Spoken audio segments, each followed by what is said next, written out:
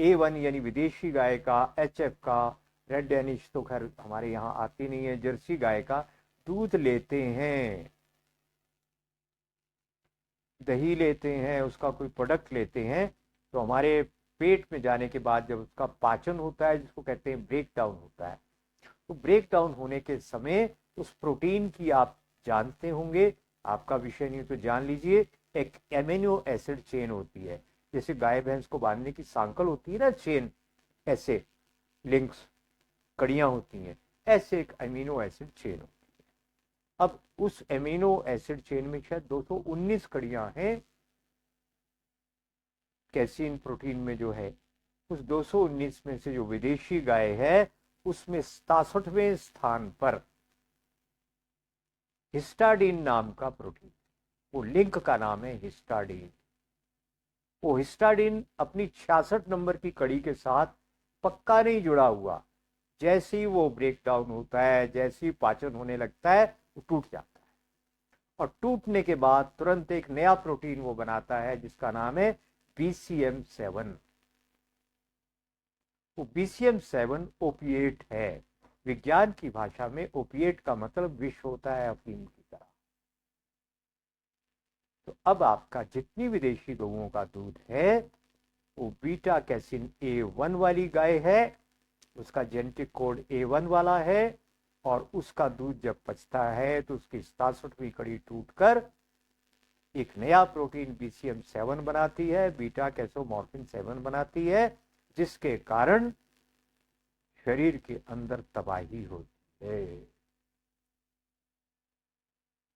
हमारी जो गौएं हैं भारत की, उनमें हिस्टाडीन के नाम स्थान पर प्रोलीन है, और वो 66वीं कड़ी के साथ इतना पक्का जुड़ा हुआ है कि पाचन के समय वो टूटता नहीं, वो कड़ी जुड़ी रहती है, इसलिए वहां पे हिस्टाडीन नहीं बनता।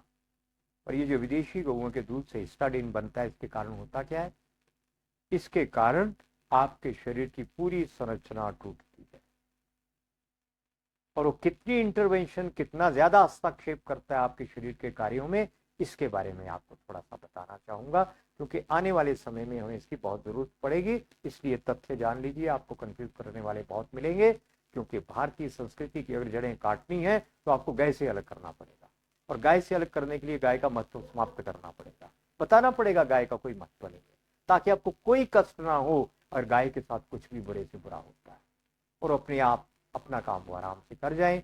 ये एक बड़ा चालाकी का काम चल रहा है। तो आपको जो बताया जा रहा है, आधा सच आधा झूठ, आपको बता रहे मिल्क प्रोडक्ट बहुत खराब है, बिल्कुल सच है, पर आगे की बात भी है, मिल्क प्रोडक्ट कौन से हैं जो खराब हैं, केवल बॉस टॉरस है वो। गऊओं को दो वर्गीकरण किए, बॉस इंडिकस, बॉस टॉरस। ये विदेशी गऊएं जितनी भी हैं बॉस टॉरस हैं, उन्हीं के अंदर वो एलिल है A1 प्रोटीन, भारतीय गऊओं में वो नहीं है। तो हुआ क्या, इसके बारे में पता कैसे चला, विश्व में ये चर्चा कैसे चली, सारी दुनिया में लिली जो सबसे दुनिया की बड़ी कंपनी दूध बेचने का काम करती है अमेरिका में, और बहुत कुछ करती है, मोनसेंटो है, उन सबका दूध यही था विदेशी गऊओं वाला, गाय को इंजेक्शन लगाना, पूरा दूध निकालना, और जब गाय इतना नुचड़ जाता था शरीर उसका, उसके शरीर में से खून आने लगता था, पस आने लगती थी, उसको हार्मोन के इंजेक्शन दे देकर आने लगता है अब भी, और जब वो मरने को हो गई, काट दिया, बेच दिया, गाय को भी खा लिया। इस प्रकार से गाय के साथ बहुत वो अमानवीय व्यवहार करते हैं। उसी कारण से जो मैं कल आपको बता चुका हूं, कर्म फल में आप खाना के कारण उनके लिए केवल वो पैसा बनाने के लिए। तो हुआ क्या, न्यूजीलैंड में एक डॉक्टर हुए हैं जिन्होंने एक किताब लिखी है जिसका नाम है डेविल इन द मिल्क। उसका हिंदी अनुवाद अगर मैं करूंगा तो मैं कहूंगा दूध में दानव। बड़े आराम से वो किताब आपको नेट के ऊपर देखेंगे तो पता चल जाएगा उसका, डेविल इन द मिल्क। लेखक का नाम है डॉक्टर कीथ वुडफोर्ड, शायद 30 साल की रिसर्च है उनकी। वो एक टापू के ऊपर गए, घटना इस प्रकार है, छुट्टियां मनाने के लिए गए, तो जाने के बाद वहां उन्होंने देखा उनके न्यूजीलैंड में तो लोगों को, बच्चों को डायबिटीज, हार्ट प्रॉब्लम बहुत ज्यादा थी, वहां किसी को भी नहीं थी। तो एक डॉक्टर जिसका जो विषय होता है उसकी वो दृष्टि हर समय जागती रहती है, ऐसा क्यों है। वापिस आए, बातचीत की तो पता लगा, वहां हमने देखा वहां गाय नहीं थी, कोई दूध वाला पशु में था, दूध ही नहीं था वहां। तो उन्होंने डाइटिशियन एक्सपर्ट जो है उनसे बात की, अपने दोस्तों से, डॉक्टरों से, क्या दूध का और इन बीमारियों का कोई संबंध है? काम हुआ, चल शुरू हो गई, पता चला अरे दूध है वो जिसके कारण बच्चों को डायबिटीज टाइप 1 है, एस्चीमिया हार्ट डिजीज है, आर्टरी ब्लॉकेज हो रहा है, मानसिक रोग हो रहे हैं, कैंसर हो रहा है, आर्टेरियोस्क्लेरोसिस हो रहा है, क्लॉट्स बन रही हैं, अधरंग पैरालिसिस हो रहा है, ब्लड के क्लॉट बन गए तो क्या नहीं हो जाएगा, गैस्ट्रिक प्रॉब्लम हो रही है, कम आयु में ही मानसिक रोग हो रहे हैं, और सबसे बड़े दुख की बात है बच्चों में रिकेट्स नाम की डिजीज आ रही है। 3 बीमारी बच्चों में, पोलियो जैसी बीमारी, और दूसरा डायबिटीज टाइप 1 आ रहा है, बड़ों में छोटों में सब में आ रहा है, पर 2 बीमारी है और बच्चों में सडन इन्फेंट डेथ, अचानक बच्चा मर जाएगा, कोई पता नहीं क्यों मरा। और अमेरिका में जो सबसे ज्यादा बीमारी है बच्चों में वो ऑटिज्म। ये 3 बीमारी है बच्चों में, बल्कि 4 कहना चाहिए, भयंकर रूप से वहां फैली हुई है जहां पर ये गौएं हैं। Rickets, autism, sudden infant death और डायबिटीज टाइप 1। और मानसिक रोग तो होंगे ही होंगे, पाचन के रोग होंगे ही होंगे, भयंकर, साधारण नहीं, इतना बुरा। और जो उन्होंने नहीं बताया वो हमने देखा है, जर्सी का दूध पीने वाले बच्चे पूरे पशु होते, कोई संवेदना नहीं, क्योंकि इस गाय में भी संवेदना नहीं होती। हमारे एक मित्र ने क्या किया, कोई 22 कुएं लेकर, देहरादून में जो है 22-23 कुएं लेकर, अपना पूरा बगीचा बहुत बड़ा है उनके पास, उन्होंने गऊओं का एक डेयरी फार्म खोल दिया। किसी व्यक्ति ने कहा क्या बेवकूफी की बात कर रही हो कपूर, क्या है, उसको क्या नॉलेज है इस बारे में, मैं आपको गाय देता हूं, आपकी गाय 5-7 लीटर दूध देती है, मेरी गाय 15 लीटर दूध देगी। तो HF हॉल्स्टीन फ्रीजियन नाम की गाय उन्होंने दे दी, बच्चा 7, दूध 7, 15 लीटर दूध।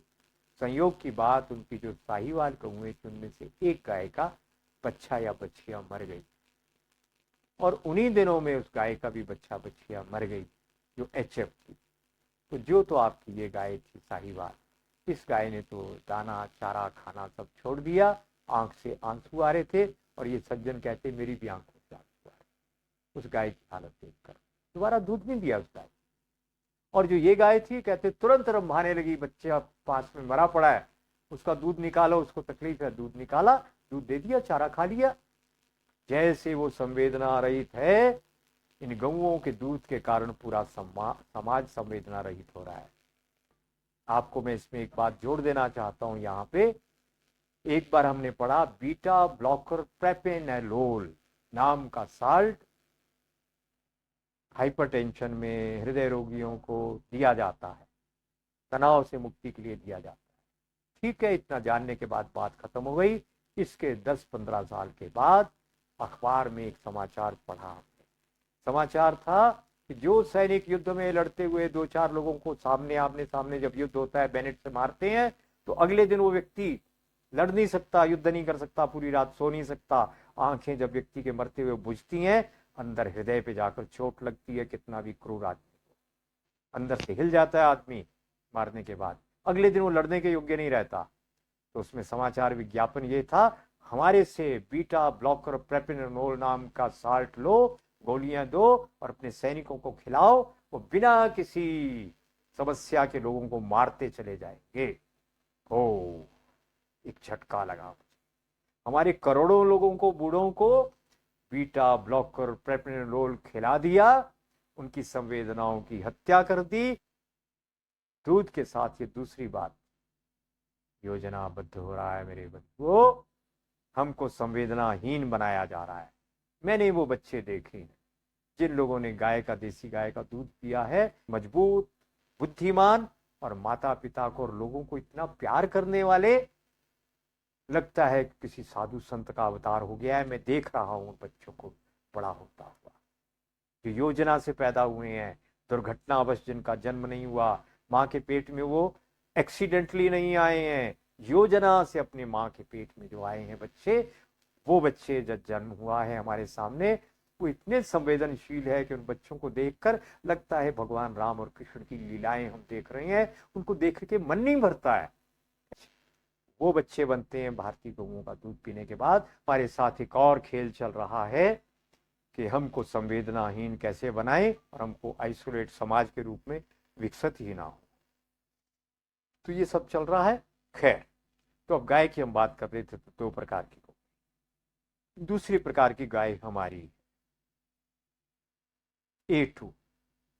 उस A2 गाय में मान लिया है सारी दुनिया ने, अब पहले नहीं माने, अब उन्होंने अपनी सारी गौएं बदल डाली। ब्राजील में लगभग 23 करोड़ से भी आसपास उनकी आबादी है और 22-23 करोड़ के आसपास उनका गोवंश है। वहां पे तो कोई जो है पर्यावरण प्रदूषण नहीं हो रहा है।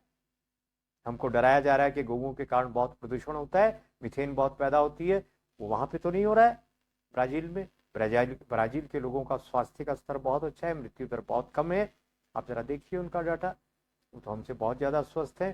डायबिटीज का स्तर, हृदय रोगियों का संख्या निरंतर कम हो रही है वहां पे हमारी गौओं की। उन्होंने अपनी A2 गौओं को बहुत बढ़ा दिया, A1 गौओं को धीरे धीरे लगभग समाप्त कर दिया। थोड़ी बहुत बची हैं, वो लगभग 22-23 करोड़ प्रति व्यक्ति एक गाय है उनके पास। भारत जब 1947 में आजाद हुआ था तो 33-35 करोड़ आबादी हमारी रही होगी और 100 करोड़ से ज्यादा गौवंश था हमारे पास। और आज आपके पास 20 करोड़ गोवंश नहीं बचा है, जबकि आप 135 करोड़ से ज्यादा हैं, 137 करोड़ हैं, नहीं बचा है। 14 करोड़ किलो दूध हमारे देश में उत्पादन हो रहा है, अच्छा और बुरा दोनों मिलाकर 64 करोड़ किलो खपत हो रही है दूध की दैनिक। जहर पिलाया जा रहा है हमको, जहर पी रहे हैं हम लोग। और गाय नहीं पालेंगे, गाय को नहीं बचाएंगे तो कैसे चलेगा। शायद कुछ लोग कहें कि भैंस का दूध ज्यादा होता है, गाढ़ा होता है, घी ज्यादा होता है, वो ले लेते हैं। कुछ सीमा तक ये बात ठीक है। मैं जब वृंदावन में जड़खौर नाम की गौशाला में रहता था, वहां 2200 गौएं थी, तो वहां मुझे 3.5 महीने रहने का अवसर मिला। तो वहां पे एक डाइटिशियन अमेरिका से आ गई, भारत की रहने वाली आई, तो तुरंत उन लोगों ने मेरे से मिलवा दिया, गौशाला वालों ने। बैठे, बातचीत हुई, तो मेरे मन में कुछ आशंकाएं थी। मैं कही दूध के, भैंस के दूध में क्या बुराई है। जो मैं जानता था उस महिला ने ठीक वही कहा, वैज्ञानिक ने। भैंस के दूध के ग्लोब्यूल्स बड़े होते हैं, ये हमारे ब्रेन में जाकर डिपॉजिट हो जाते हैं, हमारी मानसिक क्षमताओं को समाप्त कर देते। लॉन्ग फैट चेन है इसकी, इस कारण से ये हमारे बुद्धि के लिए हानिकारक है, आलसी बना देती है हमको, बुद्धि की सूक्ष्म विषयों को समझने की क्षमता को समाप्त कर देती है, मूढ़ बना देती है हमको। आलसी तो बनी जाएंगे। और शरीर में, जोड़ों में ये हमारे आलस, वो वात रोग पैदा करती है, गठिया रोग पैदा करती है। और जिन लोगों ने दूध बहुत लिया, मेरे परिचित हैं हरियाणा के कुछ, जो खूब पहलवानी करते थे, खूब दूध पीते थे, उनको संग्रहणी हो गई है। आंतों के लिए बहुत भारी है ये दूध, अल्प मात्रा में चलता है पर कुल मिलाकर अच्छा। तो इसलिए अपने को दूध, बकरी का दूध उसकी तुलना में बहुत अच्छा है। तो किसी हमारे वैज्ञानिक से कहीं पे पूछा गया कि भाई आपके सर्वोत्तम दूध किसका है, उन्होंने कहा बकरी का है। तो अरे आप गौ माता कहते हैं, गौ गाय का दूध नहीं सर्वोत्तम। कहती नहीं नहीं, वो आपने पूछा है पशुओं का दूध किसका अच्छा है। गाय पशु नहीं है, गाय तो हमारी माता है, उसका दूध तो अमृत है। कैसे अमृत है वो जरा। गाय के बारे में हमको पता लग गया अगला क्या ट्रैप है।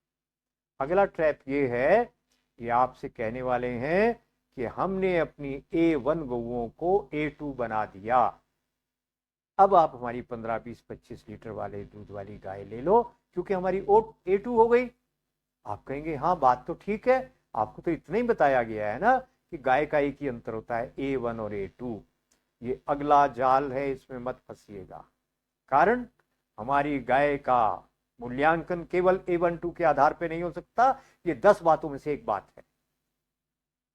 तो और बात क्या है, हमारी गाय के दूध में सेरिब्रोसाइट है, जो सेरिब्रम को, आपके बुद्धि को पावरफुल, शक्तिशाली बनाता है, स्नायु कोशों को शक्तिशाली बनाता है, आप और आपकी संतान अत्यंत बुद्धिमान होती है।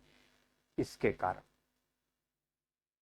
इसके अंदर, दूध के अंदर NDGI नाम का एक पदार्थ पाया गया है, वो हमारे रक्त प्रवाह में, ब्लड फ्लो में से कैंसर के रोगाणुओं को प्रवेश ही नहीं करने देता, इसलिए कैंसर नाशक है। कैरोटीन है इसमें, विटामिन ए बनता है उसके कारण, जिससे आंखों की रोशनी खूब बढ़ती है। गाय की आंतों में कहते हैं मीट खाओ मीट खाओ, B12 के लिए ठगी है, बेईमानी है। हम सबको मीटेरियन बनाना चाहते हैं, मीट खाने वाला बनाना चाहते हैं, अपनी जो है वो इंडस्ट्री को बढ़ाना चाहते हैं, मुर्गी पालन को बढ़ाना चाहते हैं, हमारी बुद्धि को, शरीर को भ्रष्ट करना चाहते हैं, झूठ बोलते हैं कि केवल मांसाहार में B12 है। अरे गाय के दूध में B12 है, गोबर में, गौमूत्र में A B C D E सारे विटामिन हैं। किसको बुद्धू बना रहे हो भाई? अब ये सब सच हमारे सामने आ चुके हैं। आप अगर गाय का दूध लेते हैं तो पूर्ण आहार है। आप हमको कहते हैं कि गाय का दूध उसके बच्चे के लिए आप मत पियो, कुतर्क। मधुमक्खी का शहद किसके लिए है? वो क्यों खाते हो आप लोग शहद? ये नदियों का जल आपके लिए है क्या? ये वृक्षों का फल आपके लिए है क्या? ये जंगल की लकड़ी आपके लिए है क्या? ये मुर्गियों को काटना, गाय भैंस को काटना, ये सब ये उचित है क्या? आप उसके विरुद्ध तो बोलते नहीं है, दूध के लिए बोलते हैं कि उसके बच्चे का अधिकार है, और गाय को, भैंस को, बकरी को खाना आपका अधिकार है क्या?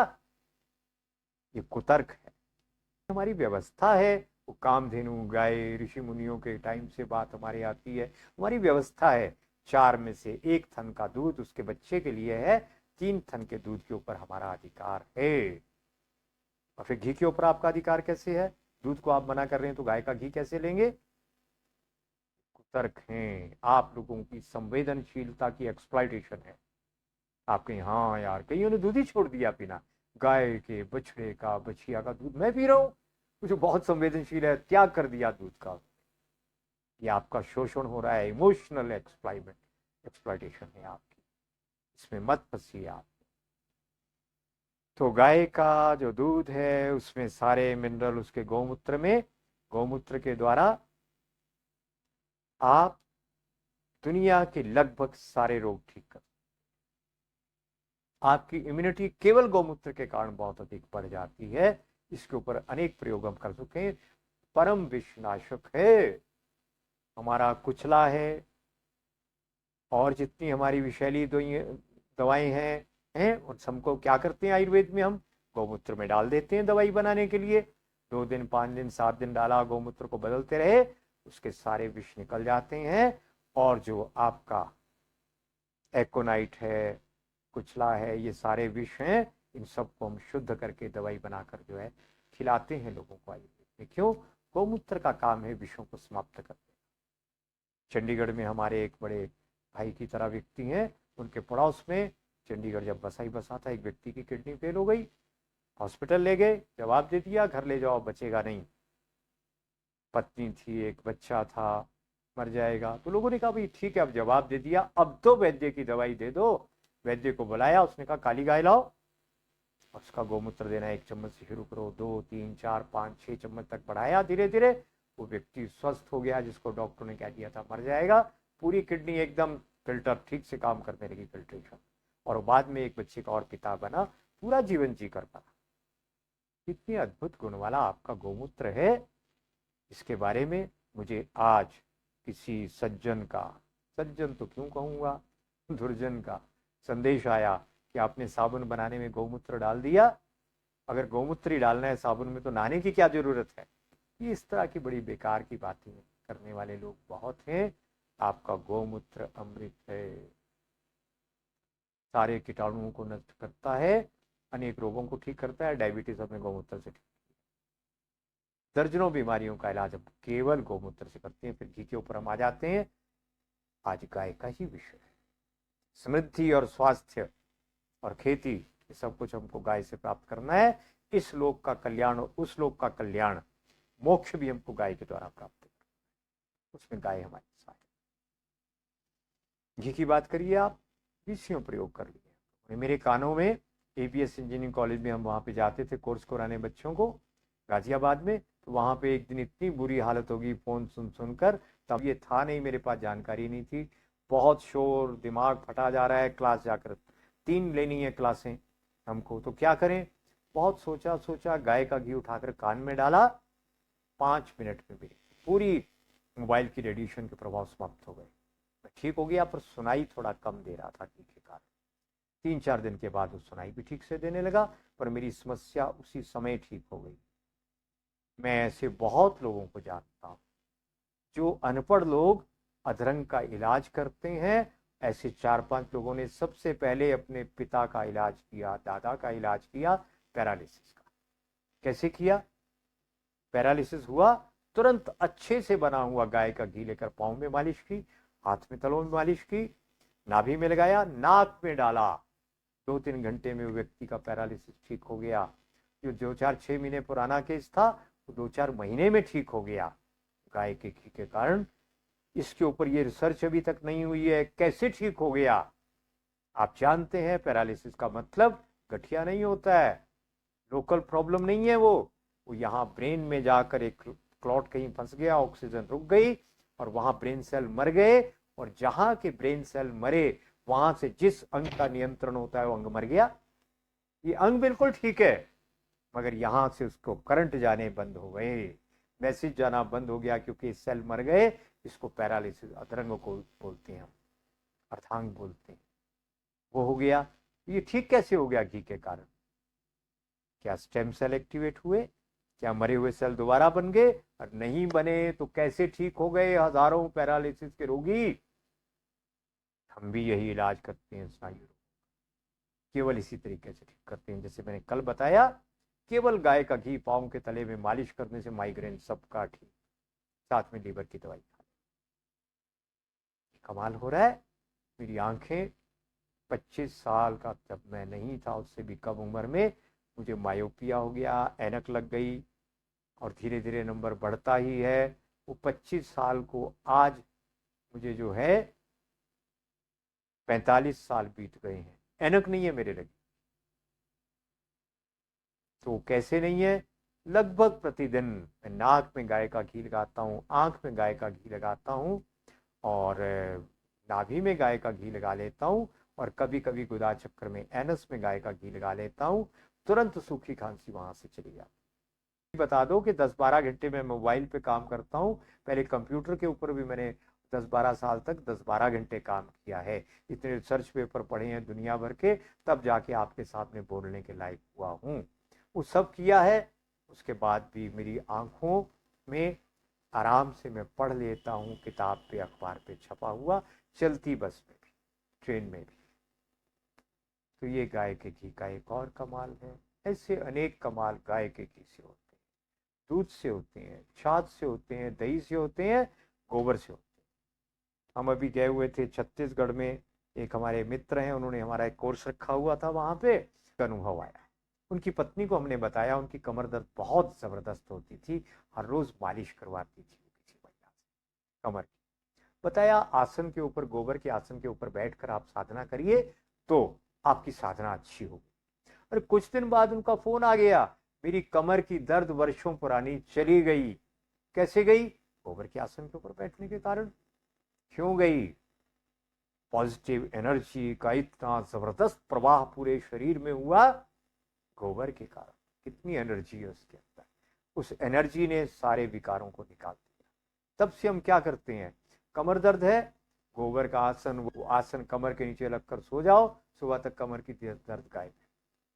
आसन को पांव के नीचे रखकर बैठ जाओ, ब्लड प्रेशर कुछ घंटे में ठीक हो रहा है। 200 से ऊपर जिनका शुगर लेवल था, एक व्यक्ति का 400 कुछ था, हमने डीएम को कहकर डॉक्टर को बुलाया हुआ था वहीं पे चित्रकूट में, आए, जांचा, 3 लोगों का ब्लड प्रेशर देखा, शुगर देखा, तो लिख कर देकर साइन करके गए रजिस्टर पे कि उनका जो है blood pressure, sugar level 100 unit से भी नीचे आया। इनका 400 था, उनका 200 कुछ हो गया। इस प्रकार से ये गोबर बहुत तेजी से काम करता है। पर कैसे काम करता है, इस पर हमने विचार किया। गोबर का काम है, गौमूत्र का काम है डिटॉक्सिफिकेशन। शरीर के अंदर जितने विष पड़े हुए हैं, उन विषों को चूसते जाना। इनटेक पूरा तो बंद हो नहीं सकता, दाल में, सब्जी में, पानी में कहीं ना कहीं जहर आ रहे हैं, तो एक काम आप कर सकते हैं कि उसको बाहर निकालने की क्रिया। आंवला कला, किडनी का इलाज पूछ रहे थे ना, तो गोबर के द्वारा, गौमूत्र के प्रयोग के द्वारा और आंवले के प्रयोग के द्वारा वो विष निकलते रहेंगे। कभी ज़्यादा गंभीर मामला हो तो 1 चम्मच गोखरू को 200 ग्राम पानी में पकाकर और उसको 50 ग्राम जब रह जाए तो पी लेना। फिल्ट्रेशन बहुत तेजी से बढ़ जाएगी, पथरी भी छूट जाएगी। तीसरा, किडनी लिवर से विष निकालने में ये पंचगव्य अद्भुत काम करता है। आज मेरे साथी मुझे बता रहे थे कि सबसे ज्यादा जो हमारे पास रोगी आ रहे हैं, संदेश सबसे ज्यादा सोराइसिस। ये जो शरीर में बहुत ज्यादा विष सब्जियों से, फलों से, भोजन के द्वारा जा रहे हैं, तो लगता है उसके कारण चर्म रोग बढ़ रहे हैं। सोराइसिस के लिए एक हमारे देश की जो सबसे बड़ी गौशाला है, सबसे बड़ी मतलब रिसर्च में, आप नेट के ऊपर लिखेंगे अगर तो आपको मिल जाएगा। वहां पे लिखना है आपको गो विज्ञान केंद्र देवलापार नागपुर, गो विज्ञान केंद्र देवलापार नागपुर, वो गौशाला आपको मिल जाएगी। उन्होंने मेखा अभी तक 6 पेटेंट पंचगव्य के ऊपर, गोबर गोमूत्र के प्रभावों के ऊपर, 5 तो उन्होंने अमेरिका से लिए हैं, 1 चीन से लिया है पेटेंट। अब पेटेंट लिया है तो कोई छोटी बात तो नहीं है, पूरा प्रमाणिक बात है कि ये काम करता है। तो उस गौशाला में एक महिला को सोराइसिस था, पंचगव्य घृत बना रहे थे। वो बनाते बनाते उस महिला ने देखा 10-15 दिन के बाद घी तो बनकर चला गया, उसको सोराइसिस गायब पूरी बाजू। तब से हम समझ गए कि पंचगव्य घृत लगाने से सोराइसिस ठीक होता है, चर्म रोग ठीक होता है। तो आप खटाई मिर्च बंद करिए, पेट को साफ रखिए, और सोराइसिस के लिए या चर्म रोग कोई भी हो, आप ये काम करके देखिए, पंचगव्य प्रयोग करके देखिए।